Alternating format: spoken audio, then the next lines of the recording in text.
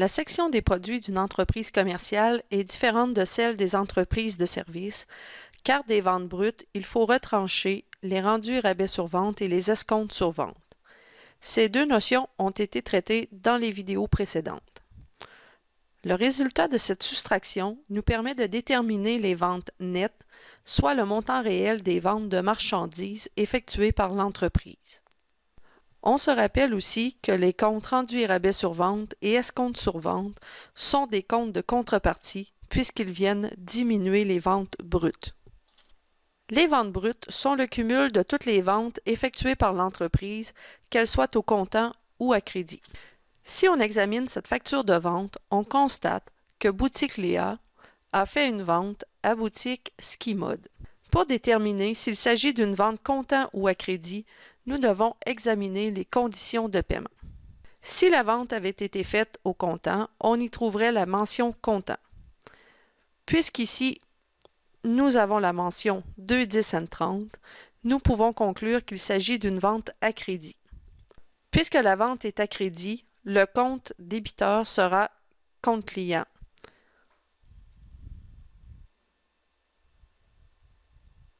Pour un montant de 994,15, j'aurai les ventes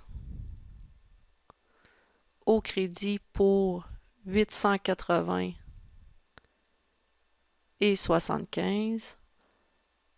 Évidemment, les taxes, TPS et TVQ à recevoir, respectivement 44,4 et 69,36.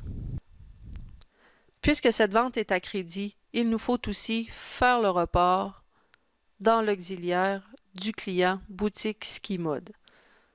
Donc, nous avons la facture DR 56,78. Notre client est débiteur de 994,15.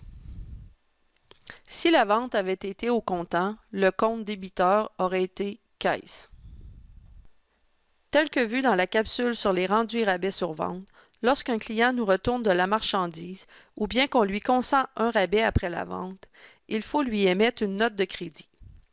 La note de crédit est en fait l'annulation d'une partie d'une vente antérieurement comptabilisée.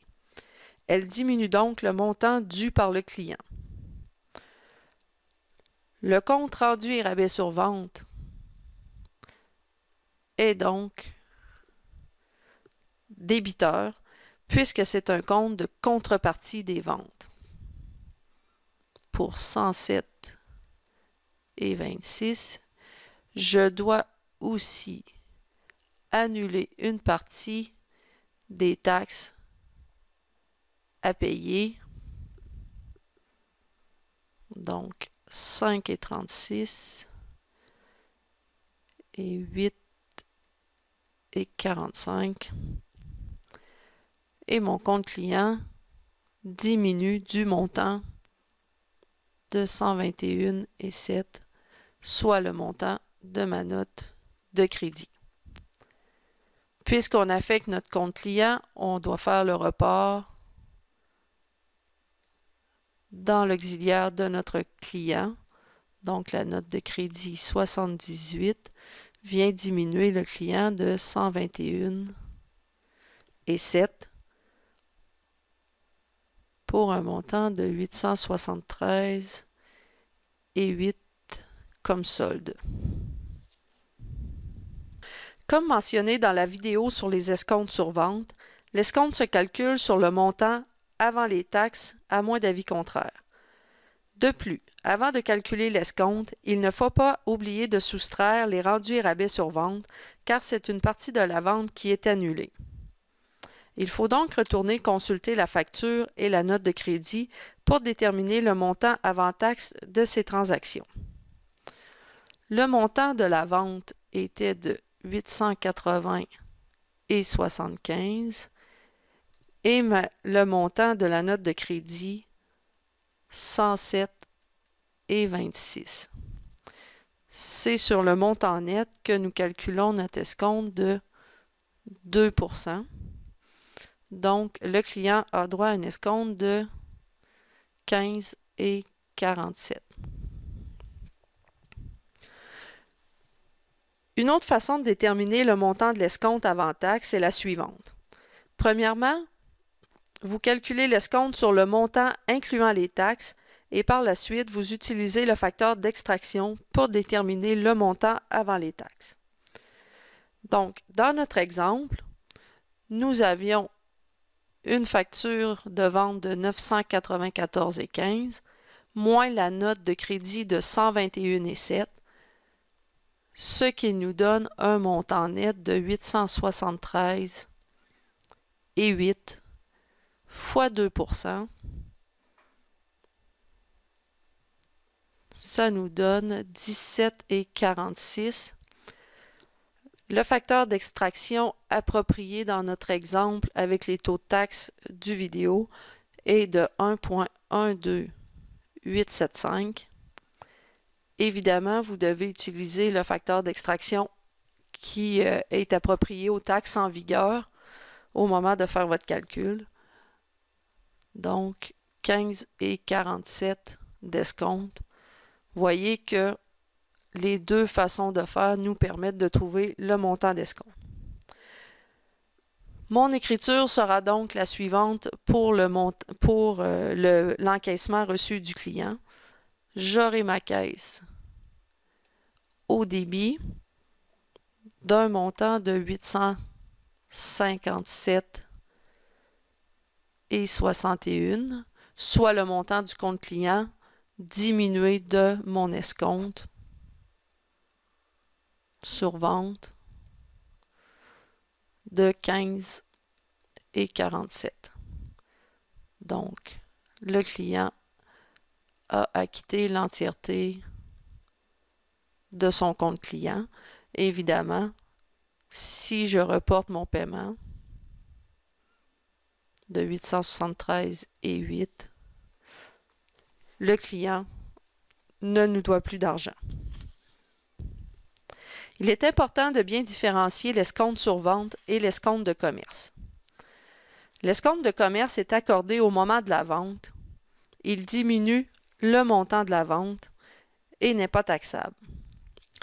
L'escompte sur vente, quant à lui, est accordé au moment du paiement.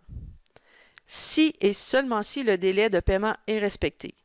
Il diminue donc le montant de l'encaissement. Lorsqu'on examine cette facture, on constate qu'un escompte de 10% a été accordé au moment de la vente. Il s'agit donc d'un escompte de commerce. Le montant à comptabiliser au compte de vente est celui après l'escompte de commerce. Donc, le compte client augmentera de 2031,24. Le montant de la vente sera le montant diminué de l'escompte, donc 1799,55. Et évidemment, j'affecte ma TPS et ma TVQ à payer pour les montants de 89 et 88 et 141 et 71. Évidemment, après l'enregistrement des transactions, il faut cumuler cette information dans les comptes de Grand Livre. Donc, on voit ici que j'ai reporté mes deux factures de vente dans mon compte vente, la note de crédit dans mes rendus rabais sur vente et l'escompte reçu sur le paiement dans mon compte escompte sur vente. Une fois ces reports faits, on peut ensuite organiser cette information dans nos états financiers. La section des ventes de l'état des résultats de notre entreprise commerciale serait la suivante. Le montant de mon grand livre vente dans les ventes brutes, 31 680. On se rappelle que dans les états financiers, on ne met pas les décimales. Ensuite, j'ai un rendu rabais pour 107, des escomptes sur vente pour 15 $, donc 122 $ en tout de réduction de mes ventes Mes ventes nettes totaliseront donc 31 558 $. Voilà ce qui complète cette capsule sur les ventes des entreprises commerciales. Veuillez consulter le travail à faire avant de visionner la prochaine vidéo.